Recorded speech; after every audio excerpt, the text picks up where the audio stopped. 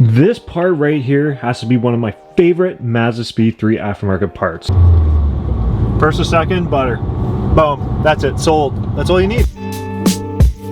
This will make your motor rock back and forth less, meaning better shifting from first to second, less engine hop, and most importantly, better pulls. So this is an aftermarket passenger motor mount from Diamond Motorsports, one of the best PMMs on the market. What a passenger motor mount does is replace the current Mazda 3. They put a Mazda 3 motor mount. The Mazda 3 made 150 horsepower. This car makes 264 from fact, 280 foot-pounds of torque. And they put a Mazda 3 motor mount in it. It's Garbo.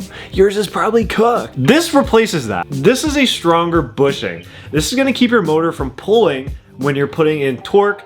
It's going to make your shifting from first to second so much better. One of my favorite things because that's horrible in these cars. So this setup that I have right here is their street bushing. This is a 70 durometer. It's not too crazy, a little crazy, not too crazy. It's not going to be super annoying, okay? And that's one of the cons. One of the cons of the passenger motor mount, or just motor mounts in general, is that these are stiffer, which is gonna increase cabin vibration. And what's crazy to me is that some people would want to make so much horsepower, but don't want to risk having cabin vibrations, but want a really shitty driving car. Just buy a supercar, okay? This is MazdaSpeed 3. We're gonna put some vibrating motor mounts in our car, make it drive like a race car, and you're going to enjoy it. So without further ado, a good way to know if your passenger motor mount is shot is these will leak. So if you have any like weird oily spray on your hood or in the engine bay, it's blown. If your car drives like not good, it's probably blown. If it's got over 100,000 kilometers, 75,000 miles, it's probably blown. Replace it. Don't put an OEM on it. Put a nice aftermarket motor mount in there.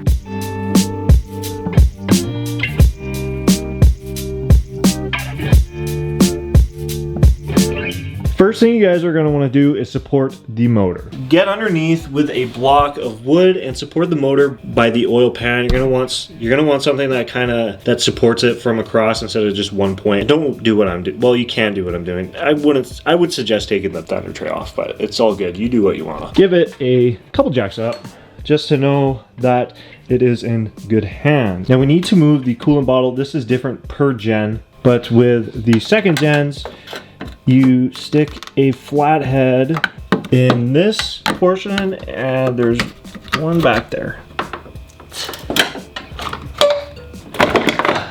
Kind of pull this up and just move it out of the way. Right on top of the motor mount, just right here, is a 10 mil ground that we need to remove. We're gonna have to relocate this, which we will do once we pull the mount out. Next, with the engine supported, we're gonna remove these two 17 mil bolts. Pop those out. And then our last ones, there's a 19 and then a 19 on the other side. 17, I guess. These bolt out, we're gonna have to reuse those. That being said, we can pop out our old mounts. You can see, I mean, I can wiggle this with my hands. That's all you need to know. Now we need to relocate this ground. What we can do is mount this part over just under here. There's a threaded part in the frame body, and then we can use one of the timing cover bolts right back there. Let me just hook it up real quick and I will show you the locations. And fast forward, you guys can see what I did here. So just mounted the body one just beside there, and then it went up to the timing cover.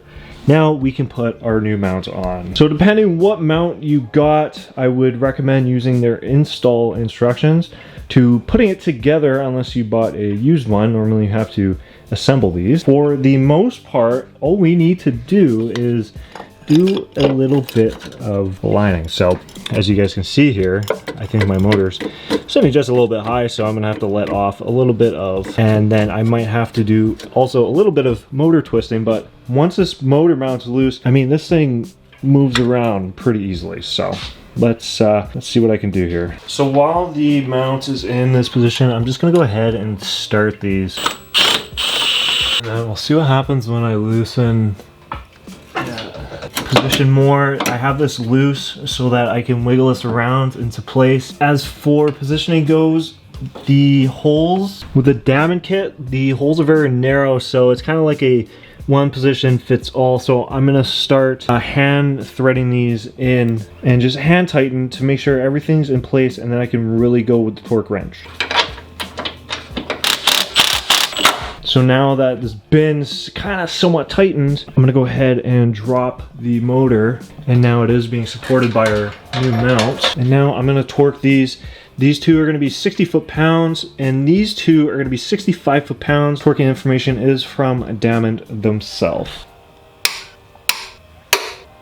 So with that being said, our Diamond motor mount is fully installed and complete. We can now put our coolant res back on there, and just make sure all your bolts and everything on your aftermarket motor mount are tight as specified from the brand themselves. Our new motor mount has made position into the MazdaSpeed 3, and with that being said, this is bound completely useless to us. I mean, I could put this in my other Mazda 3, my regular Mazda 3. Let's test this out. Let's get my first reactions on the vibration, and hopefully the motor doesn't kind of just fall out.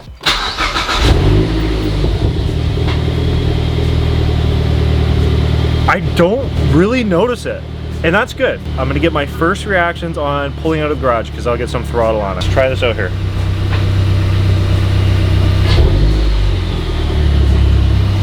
I don't notice it that much.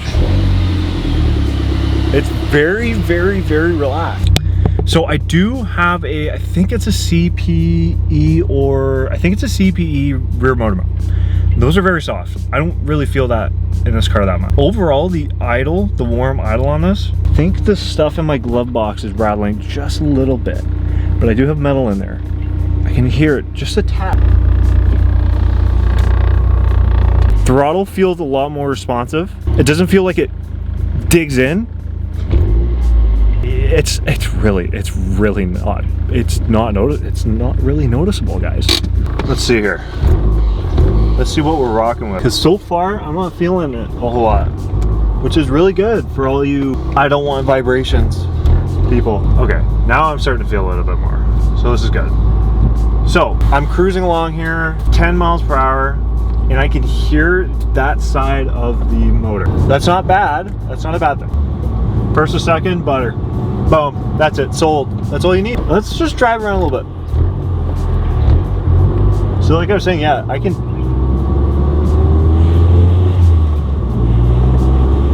definitely hear that side, but like once you pick up speed, I definitely hear a lot less. I want to drive this car. That's my reaction to this. I want to drive this car. If your MazdaSpeed is miserable, do this mod. Look at this. I'm rolling my ears. We're gonna try this out a little bit.